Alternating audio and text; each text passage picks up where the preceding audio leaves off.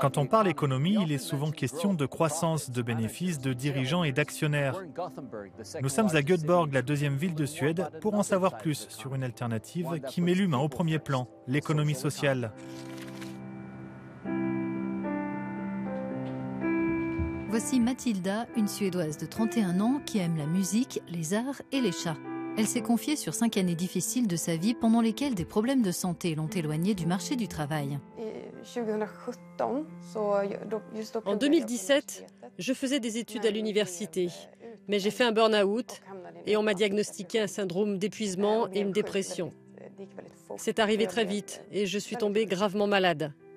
Ensuite, ça a été un très long parcours pour me remettre.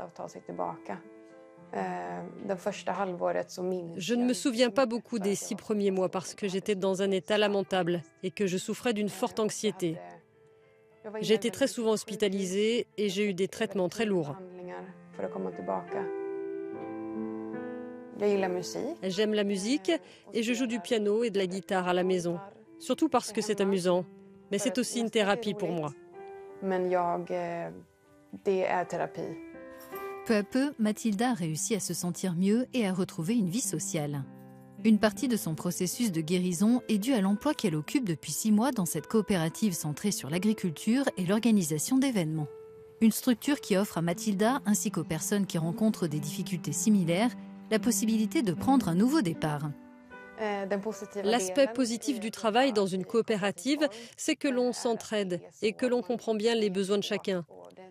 Là où j'ai travaillé avant, on trouvait ça un peu bizarre quand quelqu'un n'avait pas le moral. On n'est pas censé montrer ce que l'on ressent. Mais au sein de la coopérative, vous avez le droit d'être tel que vous êtes. Vous travaillez à la mesure de ce que vous pouvez faire. Le lieu de travail de Matilda fait partie de l'organisation Social Trade. Dirigée par Marie, elle cherche à surmonter certains préjugés associés aux coopératives et aux entreprises sociales dans le but de nouer des liens commerciaux avec des entreprises plus traditionnelles. Les coopératives sont encore un peu mal vues en Suède. Elles ne sont pas vraiment légitimes. Mais on arrivera à changer cette vision des choses. Je travaille avec des personnes qui veulent aider les autres, qui veulent vraiment faire la différence. L'économie sociale désigne les entités qui cherchent à avoir une incidence sociale plutôt qu'à maximiser leurs profits. Vous voulez en savoir plus? Voici notre cours accéléré. On recense actuellement 2,8 millions d'entités de l'économie sociale dans l'Union européenne, employant 13,6 millions de personnes. Qu'il s'agisse de coopératives ou encore d'entreprises sociales, elles sont actives dans quasiment tous les secteurs d'activité. L'économie sociale est essentielle pour concrétiser les principes inscrits dans le socle européen des droits sociaux, tels que l'égalité des chances, le droit à un emploi décent et l'inclusion de tous. Mais elle doit aussi relever plusieurs défis, un accès difficile au financement, des obstacles juridiques et un manque de visibilité. C'est la raison pour laquelle la Commission européenne a adopté un plan d'action centré sur 3 priorités. Créer les conditions propices à l'essor de l'économie sociale, ouvrir aux organisations de l'économie sociale des possibilités pour démarrer et se développer, et veiller à ce que l'économie sociale et son potentiel soient reconnus.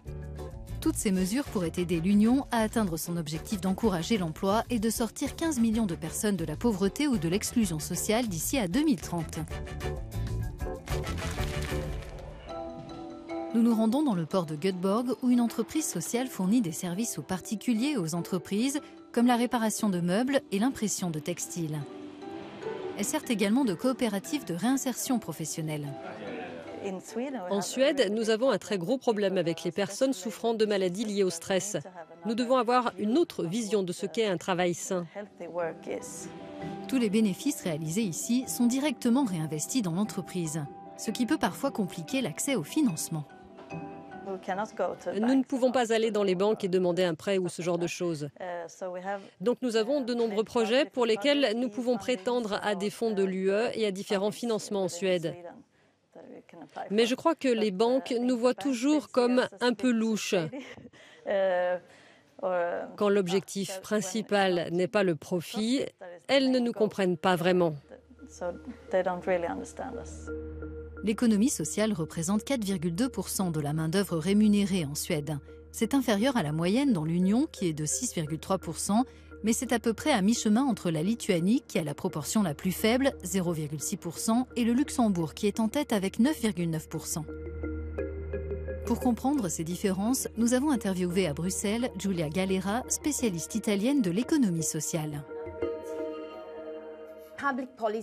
Les politiques publiques sont vraiment très importantes pour créer un écosystème favorable, un environnement propice à l'émergence, au développement et à l'expansion des entreprises sociales. Il existe d'importantes disparités selon les pays de l'UE, mais en général, nous constatons que les politiques publiques ne reconnaissent pas pleinement la responsabilité sociale que ces entreprises assument. Les cadres fiscaux sont très insuffisants, très segmentés, très fragmentés. Les entités de l'économie sociale auxquelles nous avons parlé nous ont dit que l'un des problèmes qu'elles rencontrent, c'est l'accès au financement. Comment pouvons-nous remédier à cela ? De nombreuses entreprises sociales sont des organisations à forte intensité de main-d'œuvre. Elles ont besoin d'argent pour la formation, financer la formation, couvrir le coût de l'inclusion de personnes défavorisées, mais aussi pour être capables, grâce à de la formation, d'accéder au marché public. Je pense que l'on s'est trop concentré sur les financements en tant que solution pour développer les entreprises sociales, alors que je crois que les politiques qui créent un cadre favorable sont plus importantes pour mettre en place les conditions nécessaires à la création de ce type d'entreprise. Pouvez-vous nous en dire plus sur le plan d'action de l'Union européenne qui a été lancé pour promouvoir l'économie sociale et qu'en pensez-vous ? Le plan d'action de l'Union européenne représente une avancée très importante. Tout d'abord parce qu'il reconnaît l'économie sociale comme une dynamique spécifique. Dans le même temps, il clarifie les différences entre les entités de l'économie sociale et les entreprises traditionnelles. De plus, il reconnaît que l'économie sociale n'est pas seulement active dans des secteurs de niche comme l'aide sociale, mais dans tous les écosystèmes industriels. Le plan d'action n'est pas contraignant pour les États membres. Sa réussite dépendra fortement de leur volonté de mettre en œuvre des initiatives d'économie sociale permettant à des personnes comme Mathilda d'envisager un avenir meilleur.